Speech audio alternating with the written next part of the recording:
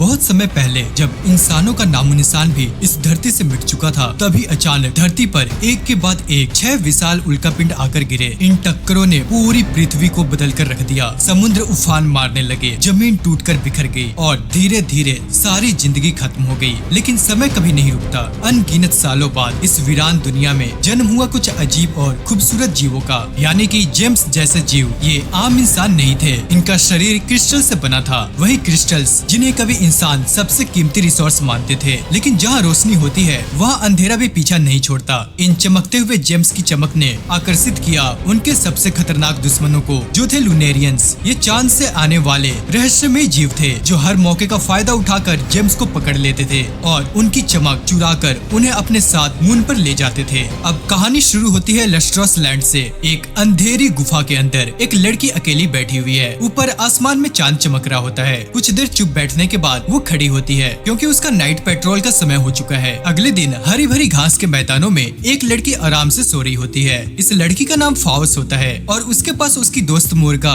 तलवार की प्रैक्टिस कर रही होती है अपनी स्किल्स को बेहतर बनाने के लिए। थोड़ी देर बाद मोर्गा फाउस के पास आती है और उससे कहती है, यार तू ऐसे ही वेली पंती करती रहेगी या फिर कोई काम धंधा भी करेगी? हम देखते हैं कि फाउस हमेशा की तरह मजाक में उसे आंसर देती है, यार मैं इतनी टैलेंटेड हूँ कि मुझे कुछ करने की जरूरत ही नहीं है, इसलिए यहाँ मैं चिल कर रही हूँ। हम देखते हैं कि मोर्गा बहस करने ही वाली होती है, तभी अचानक गोसी दौड़ते हुए आती है और उन्हें बताती है, सुनो मैंने अभी पास में लुनेरियंस देखे हैं। अब यहाँ पर मोर्गा तुरंत अलर्ट हो जाती है, क्या वो कम है? गोशी उसे हाँ कहती है और दोनों बिना सोचे समझे लड़ने के लिए निकल पड़ते हैं। भले ही उनके मास्टर ने साफ उन्हें मना किया हो कि बैकअप के बिना कोई लड़ाई नहीं होगी। उधर हम देखते हैं कि फाउस वापस बेस पर पहुँचती है जहाँ उसे बुलाया जाता है उनके मास्टर कोंगो सेंसी के पास। कोंगो उसे कुछ काम देने ही वाले होते हैं, लेकिन फाउस तुरंत उन्हें बताती है कि मोर्गा और गोशी अकेली लुनेरियन से लड़ने गए हैं। हम देखते हैं कि कोंगो तुरंत वहां भागते हैं और फाउस भी उनके पीछे पीछे दौड़ती है। वहीं इधर हम देखते हैं कि बैटल शुरू हो चुकी होती है।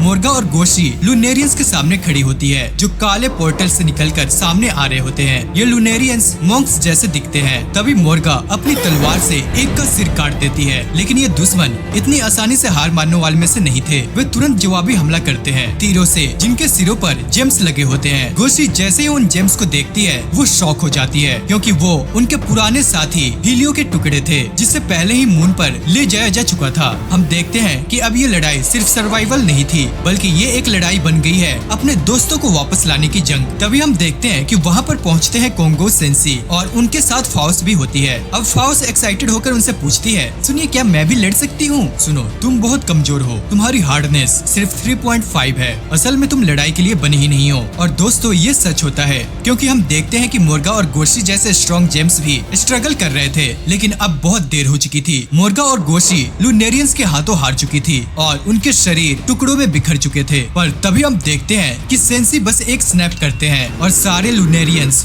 वहीं पर खत्म हो जाते हैं। अब बाकी सभी जेम्स को ऑर्डर दिया जाता है, सारे टुकड़े इकट्ठा करो। लेकिन यहाँ एक शॉकिंग चीज होती है, कोंगो की आवाज थोड़ी तेज हो जाती है और उसी से फाउस भी टूट जाती है क्योंकि वो बहुत कमजोर थी। हम देखते हैं कि कोंगो बाकी जेम्स के साथ फाउस को एक बैग में डाल देते हैं मजाक में, सुनो तुम फाइटर नहीं बन सकती, तुम बहुत वीक हो और तुम्हारा रंग लुनेरियंस को अट्रैक्ट करता है, लेकिन तुम्हारे लिए मेरे पास एक अलग काम है। अब हम देखते हैं कि वो उसे एक डायरी देते हैं, सुनो अब तुम हमारी एनसाइक्लोपीडिया बनोगी। हम देखते हैं कि फाउस के लिए ये मूवमेंट बहुत बड़ा था, पहली बार उसे कोई पर्पस मिला था। अब वो एक्साइटेड होकर प्रॉमिस करती है, हाँ मैं ये काम पूरी ईमानदारी से करूंगी। अब इसके बाद सारे टूटे हुए जेम्स को वापस बेस लाया जाता है जहाँ जेम डॉक्टर उनके टुकड़ों को जोड़ते हैं। और हैरानी की बात यह है कि जेम्स की बॉडी ऐसी होती है कि उनकी हर शार्ड में उनकी मेमोरी होती है, इसलिए जब उन्हें तोड़ दिया जाता है तो वो फिर से पहले जैसे बन जाते हैं, जैसे कुछ हुआ ही नहीं था। लेकिन दोस्तों जेम्स की ये खासियत है कि उनकी हर शार्ड में उनकी मेमोरीज रहती है और यही उनकी सबसे बड़ी कमजोरी भी होती है क्योंकि वो कुछ भी भूल नहीं पाते।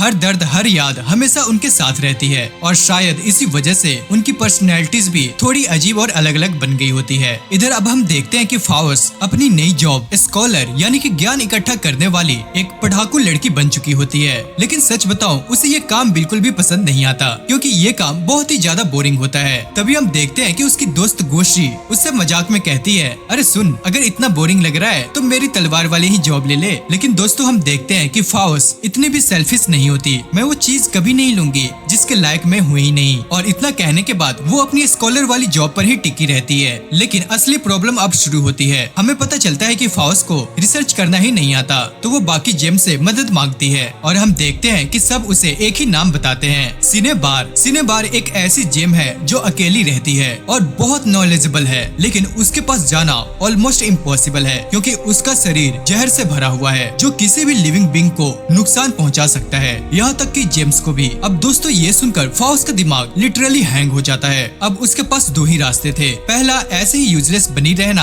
या फिर कुछ बड़ा करना। और यहाँ पर हम देखते हैं कि फाउस्ट पहली बार एक सीरियस डिसीजन लेती है, मैं सबसे बड़ी स्कॉलर बनूंगी और सबकी प्रॉब्लम्स सॉल्व करूंगी। अब यहाँ पर आता है सबसे रिस्की स्टेप, जो कि था सिनेबार से मिलना। लेकिन आखिर वो कैसे? पर तभी उसकी मुलाकात होती है बॉट यानी कि बोनीटो से, जो उसे सिनेबार के कमरे तक ले जाती है। हम देखते हैं कि सिनेबार का रूम पूरा का पूरा खाली होता है और चारों तरफ जहरीले पडल्स होते हैं। अब बोनीटो उसे वार्न करती है, सुनो कुछ भी मत छूना, ये पॉइजन जेम्स को भी कोरोड कर देता है। हम देखते हैं कि फाउस्ट पूरी तरह डिसअपॉइंटेड हो जाती है और बेचारी वापस लौट जाती है। लेकिन चलते चलते उसके दिमाग में एक आइडिया आता है, अगर मैं सिनेबार के पॉइजन का इलाज ढूंढ लूं तो एक साथ दो काम हो जाएंगे। बस दोस्तों फिर क्या, फाउस्ट निकल पड़ती है हर्ब्स और मेडिसिन को ढूंढने। हम देखते हैं कि क्लिप्स, केव्स, हर जगह रिसर्च करने के बाद वो एक क्लिफ पर पहुंचती है और तभी लुनेरियंस उस पर हमला कर देते हैं। लेकिन तभी अचानक हम देखते हैं कि कहीं से सिनेबार वहाँ पर आ जाती है और उसे बचा लेती है। लेकिन प्रॉब्लम ये थी कि सिनेबार अपने पॉइजन को कंट्रोल नहीं कर पाती, वो खुद ही क्लिप से गिरने लगती है। अब फाउस्ट उसे बचाने की कोशिश करती है, लेकिन वो खुद इतनी स्ट्रॉन्ग नहीं होती। हम देखते हैं कि उसके दोनों हाथ टूट जाते हैं और सिनेबार समुद्र में गिर जाती है। लेकिन सिनेबार को इसकी आदत है, वो फाउस्ट के हाथ वापस दे देती है और फाउस्ट वापस बेस लौट जाती है। अब यहाँ पर रूटाइल, जो कि एक जेम डॉक्टर होती है, उसका इलाज करती है। लेकिन क्योंकि कुछ हिस्से पॉइजन से खराब हो चुके थे, इसलिए उन्हें काट कर हटाना पड़ता है, जिससे फाउस्ट के शरीर पर क्रिस्टल मार्क्स बन जाते हैं, जिन्हें वो स्पेशल पाउडर से कवर करती है। अब यहाँ पर रूटाइल उसे सख्त वार्निंग देती है, सुनो सिनेबार के पास वापस मत जाना, वो जगह अब रहने लायक नहीं है। लेकिन हम देखते हैं कि फाउस्ट आखिरकार बाज नहीं आती, वो फिर से उसी क्लिफ पर पहुंच जाती है जहाँ सिनेबार चांद को देख रही होती है, क्योंकि वो रात की प्रोटेक्टर होती है। सुनो पास मत आना, मैं तुम्हें नुकसान पहुंचा सकती हूँ। हम देखते हैं कि फाउस्ट इस बार सीरियस होती है, सुनिए मैं एनसाइक्लोपीडिया बना रही हूँ और मैं आपकी मदद करना चाहती हूँ। दरअसल मुझे हर्ब्स चाहिए और आपकी हेल्प भी, क्योंकि मैं बहुत वीक हूँ और पता नहीं क्यों लुनेरियस मुझे बहुत पसंद करते हैं। अब सिनेबार उसे देखती है और धीरे से कहती है, कम से कम कोई तो है जो तुम्हें चाहता है, भले ही वो तुम्हारे दुश्मन ही क्यों न हो। काश मुझे भी कोई चाहता, ताकि मैं चुपचाप मून पर चली जाऊं और किसी को भी हर्ट ना करूं। ये दोस्तों कुछ ज्यादा ही इमोशनल मूवमेंट हो गया। अब क्योंकि फाउस्ट को उसकी जरूरत थी, इसलिए सिनेबार उसकी मदद करने का फैसला करती है। हम देखते हैं कि वो उसे रेयर हर्ब्स की लोकेशन बताती है। अब फाउस्ट बहुत ही ज्यादा एक्साइटेड होकर तुरंत वहाँ से निकल पड़ती है और हम देखते हैं कि पीछे खड़ी सिनेबार उसे देखकर स्माइल कर रही होती है। मुझे इस लड़की को प्रोटेक्ट करना ही होगा। अगली सुबह हम देखते हैं कि जेड सबको उनकी ड्यूटीज असाइन कर रही होती है और मीटिंग खत्म होने के बाद उसे पता चलता है कि कोनगो सेंसी मेडिटेशन में है। वो उन्हें उठाने जाती है, लेकिन वो उठते ही नहीं है। हम देखते हैं कि जेड अपने हथौड़े जैसे हाथ से मारती भी है, पर उन्हें कोई भी फर्क नहीं पड़ता। अब वो बेचारी हार मानकर बाहर आ जाती है। अब बाहर उसे फाउस्ट मिलती है, जो पानी में अपना रिफ्लेक्शन देख रही होती है। अरे तू ठीक है ना? नहीं यार मैं ठीक नहीं हूँ, कल मैंने बहुत क्रिंज बातें बोल दी। अब दोस्तों हम देखते हैं कि वो बेचारी शर्म के मारे पूरी बात उसे नहीं बताती। अब उधर सब कैजुअली बातें कर ही रहे होते हैं कि अचानक वहाँ पर रूटाइल आती है और जेड पर जोर का हैमर मार देती है। अब यहाँ पर जेड गुस्से में कहती है, पहले पूछ तो लिया करो। लेकिन हम देखते हैं कि रूटाइल बोलती है, ये 100 साल वाला इंस्पेक्शन है, चुपचाप खड़ी रहो। अब फाउस्ट यहाँ पर डर जाती है, कहीं ये मेरा भी टेस्ट ना कर दे। लेकिन हम देखते हैं कि रूटाइल सीधा रियलिटी चेक दे देती है। यार सुन, टेंशन ना ले छोरी, तू इतनी वीक है कि एक हिट में ही टूट जाएगी। भाई साहब कितनी बेइज्जती करोगे यार इसकी, कुछ तो रहम करो। हम देखते हैं कि फाउस्ट को बुरा तो लगता है, लेकिन वो कुछ भी नहीं कह पाती, क्योंकि उसे अंदर से पता है कि ये सच है। दूसरी तरफ जेड कहती है, अबे जा अपना काम कर एनसाइक्लोपीडिया वाली। अब यहाँ पर फाउस्ट का मूड तुरंत डाउन हो जाता है, वो वहीं पर मुंह बनाकर वहाँ से निकल जाती है, पूरी तरह से सल्की मूड में। अब थोड़ी देर के बाद वो डिसाइड करती है कि कुछ तो करना पड़ेगा। उसे जेड से पता चलता है कि डायमंड पास के क्लिफ पर प्रैक्टिस कर रही है। अब हम देखते हैं कि फाउस्ट वहीं पर पहुँचती है और जैसे ही वो डायमंड को देखती है, उसकी चमक इतनी ज्यादा होती है कि फाउस्ट की आंखें लिटरली चौंधिया जाती है। अब डायमंड स्माइल करते हुए उससे पूछती है, तू यहाँ क्या कर रही है? यार मुझे एनसाइक्लोपीडिया इम्प्रूव करनी है, तो क्या तुम मुझे कुछ सिखा सकती हो? लेकिन हम देखते हैं कि डायमंड थोड़ा ऑकवर्ड होकर कहती है, यार सच बोलूं मैं खुद थोड़ी लॉस्ट लॉस्ट हूँ। अब दोस्तों और क्या, बस ये सुनते ही फाउस्ट का मूड और ज्यादा खराब हो जाता है। मतलब कि किसी को भी कुछ नहीं आता। अब डायमंड को समझ में नहीं आता कि वो क्या करे, तो वो उसे लिटरली उठाकर पैम्पर करने लगती है। सुन, तूने कभी तरीका बदलने की कोशिश की? यार मेरे बस का नहीं है, मैं तुम्हारी तरह नहीं हूँ। तुम डायमंड हो, हार्डनेस लेवल 10 है तुम्हारा, ऐसा नहीं है, मैं भी सब कुछ नहीं कर पाती। अब यहाँ पर हम देखते हैं कि ये सुनकर फाउस्ट को याद आती है बोट। वो उससे पूछती है कि वो कहाँ है। यार पता नहीं वो कहाँ पे है। अब फाउस्ट यहाँ पर चिढ़ जाती है, तुम हमेशा उसे आगे क्यों जाने देती हो? यार मैं उससे कम्पीट नहीं कर सकती। अब फाउस्ट को ये बिल्कुल पसंद नहीं आता। जाकर उसके सर पर तलवार मारो। जैसे ही वो ये बोलती है, डायमंड सच में तलवार निकाल देती है। अब यहाँ पर फाउस्ट घबरा जाती है। अरे नहीं नहीं, काम डाउन, वायलेंस सॉल्यूशन नहीं है। लेकिन दोस्तों थोड़ी देर पहले ही वो वायलेंस प्रमोट कर रही थी, लेकिन लकीली डायमंड बोट को नहीं लूनेरियंस को मारने के लिए रेडी हो रही थी। तभी हम देखते हैं कि पीछे से लूनेरियंस वहाँ पर आ जाते हैं और अटैक कर देते हैं। तभी डायमंड अपनी तलवार से एरोज को इजिली डिफ्लेक्ट करती है, लेकिन फाउस्ट को लगता है कि कुछ तो गड़बड़ है। लेकिन डायमंड उससे कहती है कि सब कुछ कंट्रोल में है, लेकिन ये झूठ होता है। धीरे धीरे डायमंड ओवरवेल्म हो जाती है। हम देखते हैं कि उसकी तलवार भी टूट जाती है और आखिरी ऑप्शन में वो फाउस्ट को दूर फेंक देती है ताकि कम से कम वो बच सके। लेकिन हम देखते हैं कि फाउस्ट भागने वालों में से नहीं होती, वो वापस डायमंड की तरफ दौड़ती है। अगर मरना है तो साथ में। तभी यहाँ पर एंट्री होती है बोट की। वो आते ही आसानी से सारे लूनेरियंस को खत्म कर देती है और फिर बैटल के बाद डायमंड अपनी तलवार उठाती है और धीरे से कहती है, हम दोनों डायमंड है, हार्डनेस लेवल 10, लेकिन मैं बहुत ब्रिटल हूँ और बोट वो हम सबसे अलग है, उसकी बॉडी अलग लेवल पर है। फिर कभी कभी सोचती हूँ अगर बोट ना होती तो मैं स्ट्रॉन्गेस्ट होती, लेकिन ऐसा सोचना गलत है क्योंकि मैं उसे बहुत प्यार करती हूँ। अब ये सुनकर फाउस्ट को याद आती है सिनेबार और फिर वो धीरे से बोलती है, छोड़ना चाहती हूँ लेकिन उनके बिना रह ही नहीं सकती। अब यहाँ पर डायमंड इमोशनल हो जाती है। क्या इस फीलिंग का कोई नाम है? पता नहीं यार। तभी अचानक बोट आ जाती है और फाउस्ट को अजीब नजर से देखती है। तुमने डायमंड को अकेला क्यों छोड़ा? अरे अरे मैं ठीक हूँ। लेकिन दोस्तों बोट समझ जाती है कि कुछ तो गड़बड़ है। अब वो जबरदस्ती डायमंड का ग्लव हटाती है और यहाँ पर रिवील होता है उसका कटा हुआ हाथ। अब फाउस्ट को समझ आता है कि यही वो एबनॉर्मल फीलिंग थी। अब इसके बाद बोट और डायमंड के बीच फाइट शुरू हो जाती है, लेकिन हम देखते हैं कि ये नॉर्मल फाइट नहीं होती, ये कपल वाली फाइट होती है। यहाँ पर दोनों एक दूसरे की केयर करते हैं लेकिन दिखाते नहीं है। दोस्तों आपकी भी कोई जीएफ होगी, क्या आप उसकी केयर करते हो? क्या आप उसे दिखाते हो कि आप उसकी केयर करते हो? अब इसके बाद हम देखते हैं कि बोट को कुछ फील होता है। वो आसमान की तरफ देखती है, एक जाइंट लूनेरियन क्लाउड बेस की तरफ जा रहा होता है। सुनो बस, अब सब तुरंत बेस की तरफ दौड़ते हैं। उधर बेस पर जेम्स आराम से अपने काम में लगे होते हैं। तभी लूनेरियंस हमला कर देते हैं और एक जाइंट सी सेल फेंकते हैं बेस में। हम देखते हैं कि पहले तो सब डर जाते हैं, लेकिन फिर उन्हें याद आता है कि सेंसी तो है ना, वो बुढ़ा सब संभाल लेगा। अबे वो मेडिटेशन में है, अब हमारा क्या होगा कालिया, आज तो हम गए। लेकिन हम देखते हैं कि बोट सही समय पर पहुंच जाती है और वो आसानी से लूनेरियंस को खत्म कर देती है। लेकिन अभी भी खतरा टला नहीं होता, असली प्रॉब्लम अभी भी बाकी है, जो कि होता है जाइंट सी सेल। यार अब क्या करे? अब यहाँ पर सब कंफ्यूज्ड होते हैं। अब हम देखते हैं कि जेड ये काम देती है फाउस्ट को। तू एनसाइक्लोपीडिया है ना, तू देख। यहाँ पर हम देखते हैं कि फाउस्ट अनइंटरेस्टिंग होती है, लेकिन आखिर ये उसका जॉब है तो इसलिए वो सेल के पास जाती है। अब जैसे ही वो उसे स्टडी करने लगती है, अचानक अंदर से एक स्लिमी क्रिएचर निकलता है और वो फाउस्ट को पूरा निकल जाता है। उस स्लाइम का असर पॉइजन जैसा होता है और इतना गर्म होता है कि फाउस्ट तुरंत मेल्ट होने लगती है। जेड उसे बचाने की कोशिश करती है, लेकिन पॉइजन बहुत ही ज्यादा स्ट्रॉन्ग होता है। हम देखते हैं कि यहाँ तक कि बोट भी पास नहीं जा पाती और वहीं अंदर फाउस्ट धीरे धीरे पिघल रही होती है और हेल्प के लिए चिल्ला रही होती है। लेकिन अब बेचारी ज्यादा देर तक चिल्ला नहीं पाती क्योंकि उसका मुंह ही नहीं बचा था। वहीं हम बाहर देखते हैं कि बोट पूरी तरह परेशान हो चुकी थी, बस अब और नहीं। इतना कहते ही वो सीधे उस पॉइजनस क्रिएचर के अंदर घुसने ही वाली होती है, पर तभी डायमंड उसे रोक लेती है। सुनो, मैंने सेल पर ग्रीन क्रिस्टल मार्क्स देखे हैं, इसका मतलब फाउस्ट अभी भी बच सकती है। लेकिन हम देखते हैं कि बोट को भरोसा नहीं होता,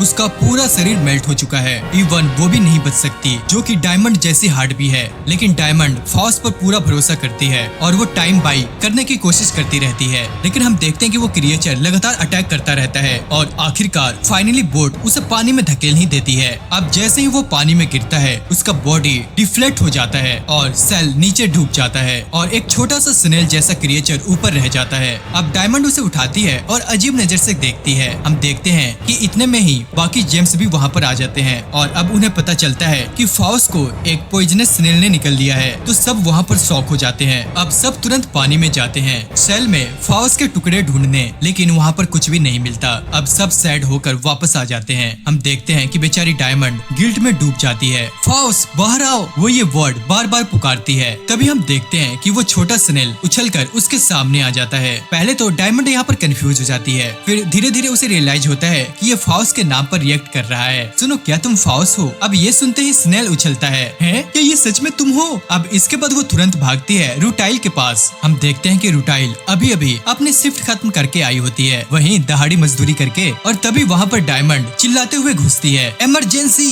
हम देखते हैं कि रूटाइल पहले ही चिड़चिड़ी होती है। अब क्या हुआ? अब जब डायमंड उसे बताती है कि फाउस स्नेल बन गई है तो रूटाइल पहले तो सोचती है, अबे गधी, मैं ही मिली तुझे बिना अप्रैल में अप्रैल फुल बनाने वाली। लेकिन जब बोट भी कंफर्म करती है कि ये जोक नहीं है, तब रूटाइल सीरियस हो जाती है और अपना टूल्स निकालती है और फिर स्नेल को काटने की तैयारी करती है। अबे ये क्या कर रही है तू? नॉर्मल एनिमल्स रीजनरेट नहीं करते और ये जेम्स जैसी नहीं है। अब दोस्तों यहाँ पर कोई सॉल्यूशन नहीं होता। आगे डायमंड फाउस को बास्केट में लेकर हर जेम के पास जाती है। सब उसे देखकर शॉक होते हैं, लेकिन कुछ तो खुश भी होते हैं क्योंकि अब लूनेरियंस उसे टारगेट नहीं करेंगे और कम से कम वो सेफ तो है। लेकिन डायमंड को ये बिल्कुल पसंद नहीं आता। वो चाहती है कि फाउस वापस नॉर्मल बने, लेकिन वो फाउस पर फोर्स भी नहीं करना चाहती। सुनो, क्या तुमने खुद को बदल लिया मेरी बात की वजह से? अब वो जैसे ही ये बोलती है, हम देखते हैं कि स्नेल जंप करता है, मतलब कि हाँ। अब यहाँ पर डायमंड कंफ्यूज हो जाती है कि वो खुश हो या फिर दुखी। अब आगे वो उसे लेकर समुद्र के किनारे बैठ जाती है। उधर फाउस यानी कि स्नेल अपनी दुनिया में बिजी होती है। हम देखते हैं कि वो घूमती है, रैंडम पूप करती है, यानी कि फुल स्नेल लाइफ जीती है और फिर सो जाती है। अब ये सब देखकर डायमंड सोचती है, यार क्या ये मुझसे बेटर लाइफ जी रही है क्या? इसे किसी की परवाह ही नहीं, क्या मैं भी ऐसी बन सकती हूँ? और फिर सोचते ही सोचते वो भी उसके पास लेटकर सो जाती है। वहीं दूसरी तरफ हम देखते हैं कि सिनेबार अपनी नाइट पेट्रोलिंग पर होती है, लेकिन हमेशा की तरह वहाँ पर कोई भी लूनेरियन नहीं आता। क्या यार, क्या मुझे कभी कोई चाहेगा? अब यहाँ पर हम देखते हैं कि उसे फाउस की बातें याद आती है। मैं तुम्हारे लिए कुछ ढूंढूंगी, तुम्हें एक पर्पस दूंगी।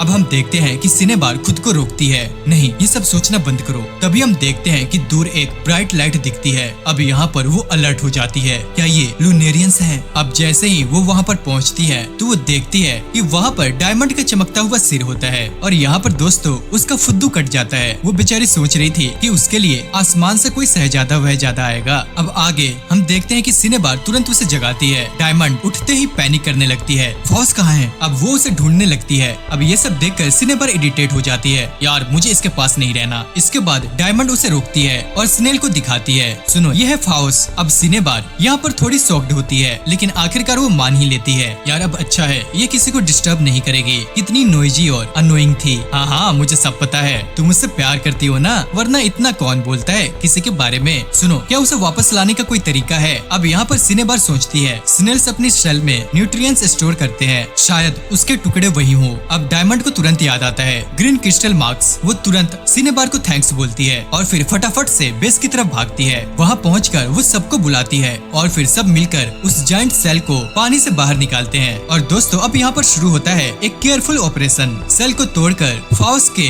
अर्थियों को ढूंढने का। और जल्द ही शेल के अंदर से सारे क्रिस्टल शार्ड्स निकाल लिए जाते हैं। फिर रूटाइल पूरी मेहनत और पेशेंस के साथ उन टुकड़ों को जोड़ना शुरू करती है और घंटों की मेहनत के बाद फाउस एक बार फिर अपनी ओरिजिनल फॉर्म में वापस आ जाती है। लेकिन जैसे ही फाउस होश में आती है वो हैरानी से इधर उधर देखती है और अचानक उसकी नजर उस छोटे स्नेल पर पड़ती है और भाई अगले ही पल वो उसके पीछे भागने लग जाती है और उससे झगड़ने लगती है जैसे कोई उसका पुराना साथी मिल गया हो। अब यहाँ पर हम देखते हैं कि बाकी जेम्स पूरी तरह से कंफ्यूज होते हैं, भाई ये आखिर चल क्या रहा है? वो फाउस से पूछते हैं, सुनो क्या तुम इस स्नेल की बात समझ सकती हो? क्या तुम लोग नहीं समझ पा रहे? अरे नहीं, वो एक जानवर है और हमारे स्पीसीज का भी नहीं है, तो हम कैसे भला समझेंगे? अब ये सुनकर फाउस को खुद पर शक होने लगता है कि भाई कहीं मेरे साथ कुछ गड़बड़ तो नहीं हो गई। उधर हम देखते हैं कि मास्टर मेडिटेशन में होते हैं और उन्हें सपना आता है कि काउंटलेस लूनेरियंस उन्हें घेर चुके हैं, लेकिन बस हाथ हिलाते ही सब राख बनकर गायब हो जाते हैं। और हम देखते हैं कि उसी सपने की वजह से उनकी आंखें खुल जाती है। उन्हें एहसास होता है कि वो मेडिटेशन में कुछ ज्यादा ही खो गए थे। अब बाहर जेड उन्हें बताती है, सेंसी आप पूरे एक दिन तक मेडिटेट करते रहे क्या?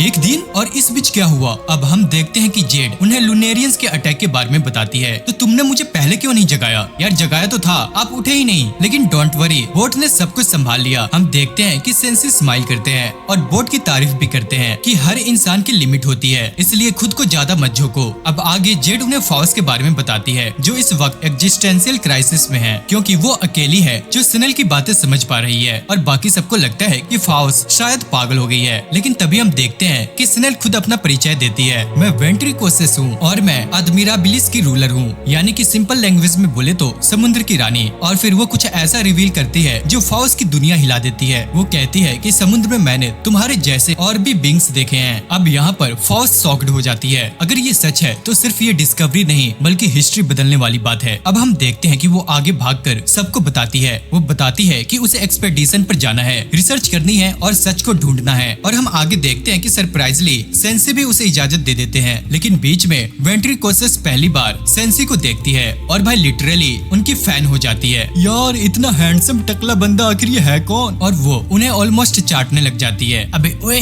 रुक जा। अब आगे मिशन की तैयारी शुरू होती है। हम देखते हैं कि नया uniform, extra powder, under water exploration gear सब यहाँ पर रेडी होता है। रेड बैरल ने स्पेशली फाउस्ट के लिए नया यूनिफॉर्म बनाया था जो थोड़ा स्टाइलिश होता है। लेकिन फाउस्ट इतनी ईगर थी कि वो बिना बताए ही पहले ही पहन चुकी थी। अब आगे हम देखते हैं कि तैयार होकर फाउस्ट निकल पड़ती है समुद्र की ओर। हम देखते हैं कि वेंट्रिकोसिस उससे कहती है बस थोड़ा दूर और। लेकिन दोस्तों हमें पता है कि थोड़ा दूर एनिमे में कभी भी थोड़ा दूर नहीं होता। और आगे देखते ही देखते वो जल्द ही डीप ओशन में पहुंच जाते हैं। हम देखते हैं कि चारों तरफ कोरल्स, अजीब शांति, जैसे कोई भूला हुआ संसार में आ गया हो। अब आगे हम देखते हैं कि वेंट्रिकोसिस ट्रांसफॉर्म होने लगती है स्नेल से ह्यूमन फॉर्म में।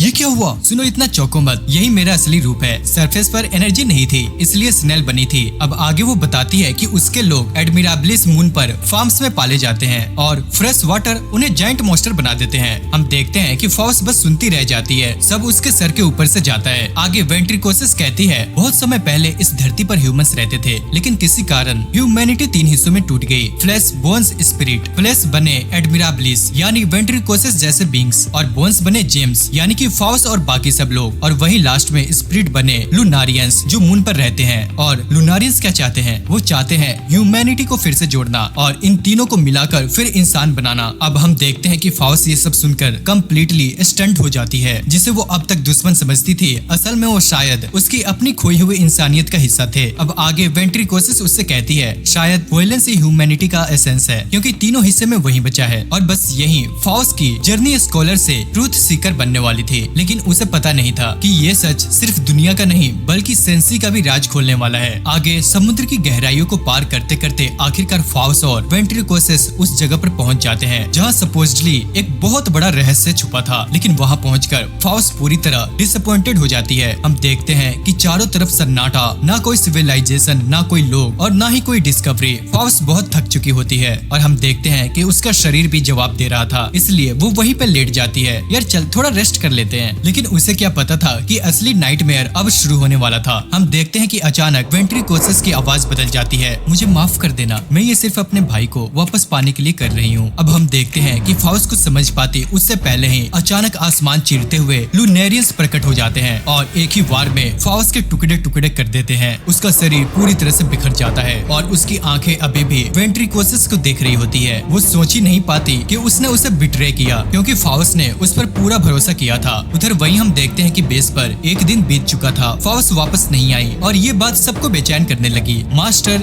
जेड, बोट सबको एहसास होने लगा कि कुछ तो गलत है, तो सब अलग अलग दिशाओं में जाकर उसे ढूंढने लगे। लेकिन इधर फाउस्ट को लूनेरियंस उठाकर अपने क्लाउड रेल में ले जा चुके थे। हम देखते हैं कि वेंट्रिकोसिस उनके सामने खड़ी थी। सुनो, डील के मुताबिक मेरे भाई को अब छोड़ दो। लेकिन हम देखते हैं कि लूनेरियंस वहाँ पर हंसते हैं, एक कमजोर जेम के बदले बस इतना। वेंट्रिकोसिस फ्यूरियस, हाँ यही हमारी डील हुई थी। अब आगे लूनेरियंस उसका मजाक उड़ाते हैं और सब उस पर हमला कर देते हैं। हम देखते हैं कि एक ही वार में उसका हाथ कट जाता है, लेकिन फिर वो खड़ी होती है और ऑलमोस्ट सीने बार का नाम बताने ही वाली होती है। सुनो, एक और जेम है जो अकेली रहती है। तभी हम देखते हैं कि आधी टूटी हुई फाउस्ट उसे डेड स्टार देती है। सुनो, सीने बार का नाम मत लेना, मुझे ले जाओ, लेकिन उसे इसमें मत घसीटना। भाई ये मूवमेंट गूज़बम्प्स वाला था। हम देखते हैं कि फाउस्ट टूटी हुई हालत में भी अपने लिए नहीं बल्कि वो सीने बार के लिए सोच रही थी। अब आगे लूनेरियंस फाउस्ट को सेक्रीफाइस मान लेते हैं, लेकिन वेंट्रिकोसिस को उसका भाई लौटाने के बजाय उसके भाई पर फायरी रोड्स ठोक देते हैं। टेंटिकल्स हर तरफ डिस्ट्रक्शन। हम देखते हैं कि एक टेंटिकल फॉस के सिर पर लगता है और उसके चेहरे का हिस्सा टूटकर नीचे गिर जाता है। अब यहाँ पर पूरा का पूरा बैटलफील्ड क्योस में बदल जाता है। लूनेरियंस उसे रोक नहीं पाते। वो आज होस्टेज बनकर नहीं रहने वाला था। वो समुद्र में गिरता है और वापस ह्यूमन फॉर्म में आ जाता है, लेकिन हम देखते हैं कि उसका ध्यान वेंट्रिकोसिस पर नहीं बल्कि वो फाउस को देखता है। तो तुम बोन्स में से हो,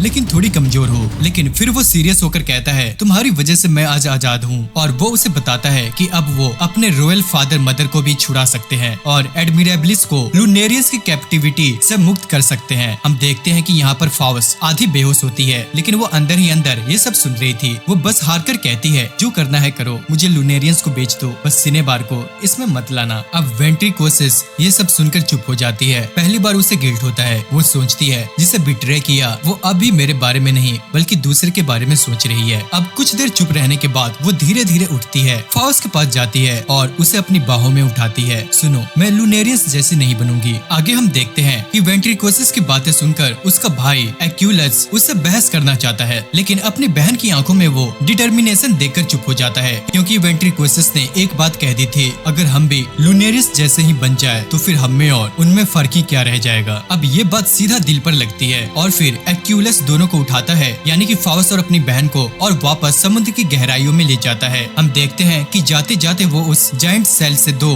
स्पाइंस भी तोड़ लेता है, जिसका पर्पस अभी किसी को समझ में नहीं आता, लेकिन आगे चलकर वो बहुत बड़ा रोल निभाने वाला है। वहीं दूसरी तरफ हम देखते हैं कि मास्टर और बाकी जेम्स भी फाउस को ढूंढ रहे होते हैं, लेकिन कहीं भी उसका नामो निशान नहीं होता। अब यहाँ पर सब थक चुके होते हैं। वहीं अंडर वाटर ट्रेवल जेम्स के लिए आसान नहीं होता। पाउडर खत्म हो रहे थे और इसकी वजह से उनकी बॉडी कोराइजन शुरू हो सकती है, लेकिन हम देखते हैं कि यहाँ पर कोई भी हार नहीं मानता और यहाँ पर सबसे ज्यादा परेशान डायमंड होती है। उसके मन में बस एक ही बात चल रहा था कि वो कुछ भी करके जल्दी से जल्दी फाउस को ढूंढ ले। तभी अचानक हम देखते हैं कि उसके सर पर एक घंटा बजता है, मतलब कि उसे एक आइडिया आता है, सिनेबार, कि अगर कोई फाउस को ढूंढ सकता है तो वो है सिनेबार। तभी डायमंड दौड़ते हुए सिनेबार के पास पहुंचती है। सिनेबार हमेशा की तरह मून को देख रही थी, कोल्ड, डिस्टेंट, अकेली, लेकिन हम देखते हैं कि दिल से वो इतनी भी कोल्ड नहीं होती। वो उसे ढूंढने के लिए मान जाती है और वहीं सर्च लोकेशन पर पहुंच जाती है। हम देखते हैं कि बाकी जेम्स शिफ्ट में खोज रहे होते हैं और सिनेबार आगे नहीं बढ़ती, बस चुपचाप खड़ी रहती है। तभी उसे कुछ चमकता हुआ दिखता है और जब वो पास जाती है तो पूरी तरह से शॉक हो जाती है। वो और कोई नहीं बल्कि फाउस होती है। उसके दोनों पैर टूटे हुए थे, एक आंख गायब और वो उसी बास्केट में पड़ी हुई थी। साथ ही में वहीं 2 मिस्टीरियस स्पाइंस भी थे।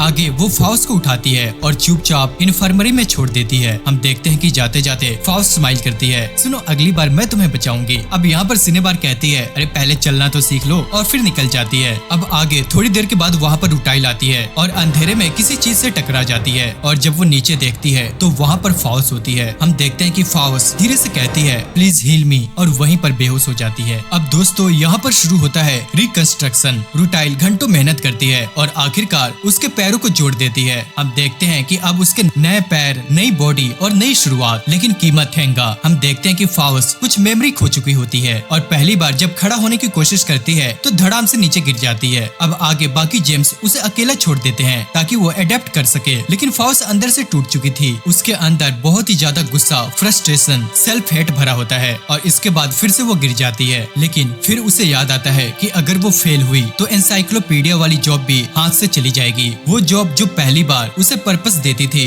और बस फिर क्या, दिल में आग लग जाती है। वो फिर उठती है, इस बार गिरती नहीं, और फिर अचानक उसे महसूस होता है जैसे ये पैर हमेशा उसके थे। उधर नियो और नेपच्यून काम से तंग आ चुके थे और वो रॉक पेपर सीजर खेलने ही वाले थे कि अचानक से ही कोई लाइटनिंग की स्पीड से वहाँ से निकलता है और हम देखते हैं कि वो और कोई नहीं बल्कि फाउस होती है, वो भी अपने नए पैरों के साथ। हम देखते हैं कि उसकी स्पीड पूरी जबरदस्त होती है और पावर भी। अब ऐसा पहली बार होता है कि वो खुद को वीक नहीं महसूस कर रही थी। इसके बाद वो पहाड़ी के कोने पर खड़ी होकर पूरी ताकत के साथ चिल्लाती है, मैं दौड़ सकती हूँ। और दोस्तों वो इतनी हैप्पी होती है कि आप अंदाजा भी नहीं लगा सकते। वहीं दूसरी तरफ हम देखते हैं बैटलफील्ड पर सिचुएशन बिगड़ जाती है। लूनेरियंस पूरी ताकत से अटैक कर देते हैं। बहुत ही ज्यादा हैवी बैटल होता है, इतनी इंटेंस की खुद मास्टर लड़ाई में उतरते हैं। हम देखते हैं कि जिरकॉन, जिसकी हार्डनेस लेवल 7.5 होती है, लूनेरियंस के अटैक में डिस्ट्रॉय हो जाती है। अब यहाँ पर सबके चेहरे उतर जाते हैं, लेकिन लकीली लूनेरियंस उसे मून ले जाने से पहले हार जाते हैं और इसी वजह से जिरकॉन बच जाती है और फिर वो रुटाइल के पास ले जाई जाती है। आगे हम देखते हैं कि जिरकॉन के शार्ड्स वापस लाए जाते हैं ताकि उसे फिर से जोड़ा जा सके, लेकिन रुटाइल पूरी रात फाउस पर काम करके ऑलरेडी थक चुकी थी, इसलिए अब इस बार केस लेती है येलो डायमंड। अब आगे वो खुद जिरकॉन को जोड़ने बैठती है। इतने में रुटाइल जागती है और उससे कहती है यार मैं कर लूंगी, लेकिन येलो डायमंड स्माइल करते हुए बोलती है नहीं इस बार आप रेस्ट करो, मुझे करने दो। अब काम करते करते येलो डायमंड धीरे से कहती है मुझे जन्मे लगभग 4000 साल हो गए हैं, बहुत समय बदल गया और बहुत कुछ अब भी वैसा है। अब हम देखते हैं कि रुटाइल यहाँ पर सहमत होती है और उससे कहती है अब यंगस्टर्स हमारी जगह लेने लगे हैं, जहाँ हम गैप्स छोड़ेंगे वो उन्हें भरेंगे। अब यंगस्टर्स शब्द सुनकर रुटाइल को अचानक फाउस की याद आती है। इसके बाद वो बाहर देखती है लेकिन फाउस कहीं भी नहीं होती। अब वो तुरंत येलो डायमंड से कहती है कि वो जाकर फाउस को ढूंढे, इससे पहले कि वो कुछ उल्टा पुल्टा करे। अब यहाँ पर हमें पता चलता है कि येलो डायमंड कोई नॉर्मल जेम नहीं बल्कि ये होती है येलो फ्लैश। हम देखते हैं कि वो लिटरली लाइटनिंग स्पीड से निकलती है और वो हर फील्ड, हर हिल्स, हर जगह सर्च करती है। उसे रास्ते में डायमंड और बोट्स भी मिलते हैं। क्या तुम्हें फाउस दिखी? दोनों उससे कहते हैं नो, और फिर येलो फिर दौड़ पड़ती है और आखिरकार वो फाउस को ढूंढ ही लेती है। लेकिन कैसी हालत में? फाउस अपने नए पैरों की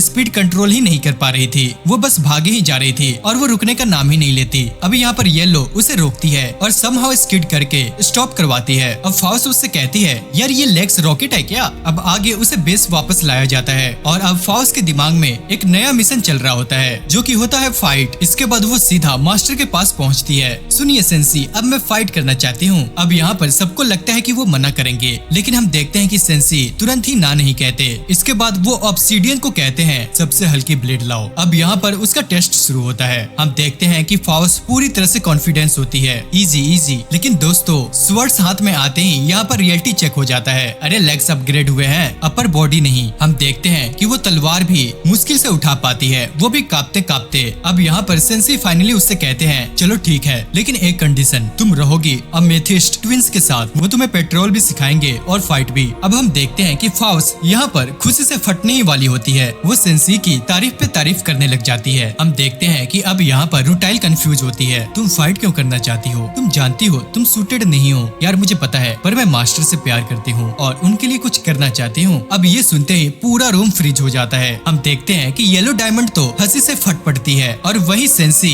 एम्बेरसमेंट छुपाने के लिए एक्स्ट्रा सीरियस फेस बना लेते हैं। अब यहाँ पर फाउस खुद कंफ्यूज हो जाती है, क्या यही रीजन नहीं है लड़ने का? अब यहाँ पर येलो हंसते हुए कहती है हाँ सही आंसर है। अब इसके बाद सेंसी उससे पूछते हैं कि उसने समुद्र में क्या देखा। अब समुद्र शब्द सुनते ही फाउस यहाँ पर चुप हो जाती है, क्योंकि लेग्स खोने के साथ उसकी 1/3 मेमोरी भी चली गई थी। हम देखते हैं कि वो बस एक ही चीज याद कर पाती है, जो कि थे ह्यूमंस। बस ये शब्द सुनते ही कमरे की हवा बदल जाती है, जैसे डार्क ऑप्रेसिव ऑरा इतनी भारी कि सामने की टेबल क्रैक होकर टूट जाती है। अब यहाँ पर येलो डायमंड और रुटाइल समझ जाती है कि ये एक डेंजरस टॉपिक है। अब वो दोनों तुरंत फाउस को बाहर ले जाती है और उससे कहती है कि अगर कुछ और याद आए तो बाद में बताएंगे। इसके बाद फाउस की मुलाकात होती है एमेथिस्ट 33 और एमेथिस्ट 84 से, यानी कि ट्विन सिस्टर्स। वो उसे ट्रेन करने के लिए मान जाते हैं। हम देखते हैं कि फाउस इतनी ज्यादा एक्साइटेड होती है कि रात भर वो सो ही नहीं पाती, यहाँ तक कि वो तलवार पकड़कर सोती है जैसे कोई बच्चे को नया खिलौना मिल गया हो। अगली सुबह हम देखते हैं कि फर्स्ट पेट्रोल डे होता है। मीटिंग में जेड ड्यूटीज असाइन करती है और इंटेंशनली फाउस को ऐसी जगह भेजती है जहाँ लूनेरियंस आने के चांसेस सबसे कम हो, क्योंकि अभी बच्ची रुकी है। अब यहाँ पर पहला दिन स्टार्ट होता है। हम देखते हैं कि फाउस अपने पहले दिन बहुत ही ज्यादा टेंशन में होती है। अब जब भी कोई पत्ता हिलता है तो वो लूनेरियन समझती है, क्योंकि उसका एम्बस ट्रॉमा अभी तक गया नहीं होता।